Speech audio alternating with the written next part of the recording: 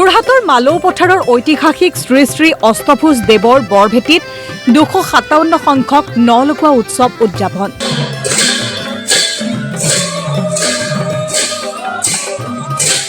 জাতি বৰ্ণ নিৰ্বিশেষে ন লগোৱা উৎসৱত ৰাজ্যখনৰ বিভিন্ন প্ৰান্তৰৰ কেইবা শতাধিক লোকে অংশগ্ৰহণ কৰে।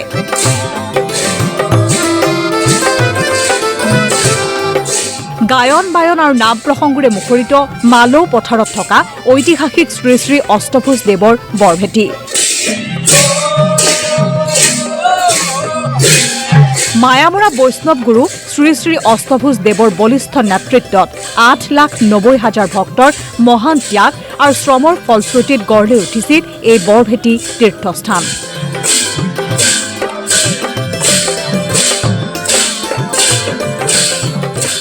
মালৌ পথাৰৰ ঐতিহাসিক বৰভেটিত ২৫৭ সংখ্যক ন লগোৱা উৎসৱ ভাগি আৰম্ভ কৰা হৈছে।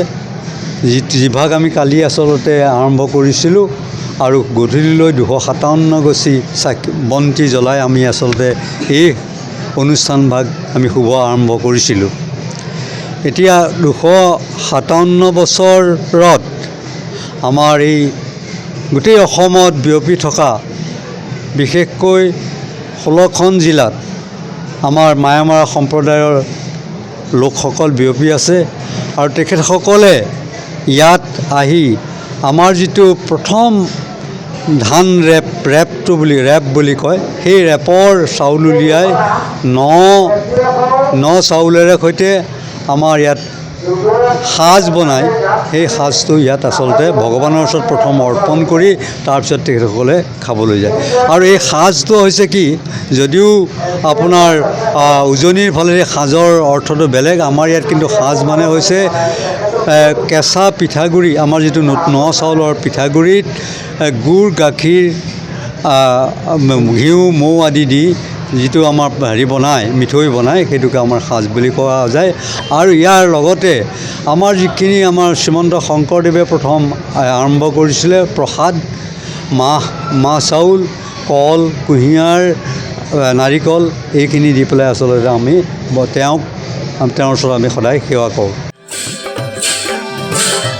এই বৰভেটিত মায়ামৰ সম্প্ৰদায়ৰ লোকসকলে আঘোণ মাহৰ প্ৰথমটো দেওবাৰে ন চাউল লগোৱাটো এক পৰম্পৰা।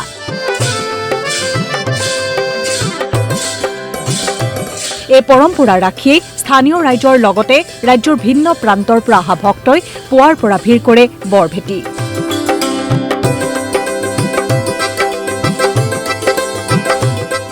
লোকবিশ্বাস অনুসৰি বৰভেটিত নিমখ দান কৰিলে মনোকামনা পূৰ্ণ হয় বুলি বিশ্বাস কৰা হয়।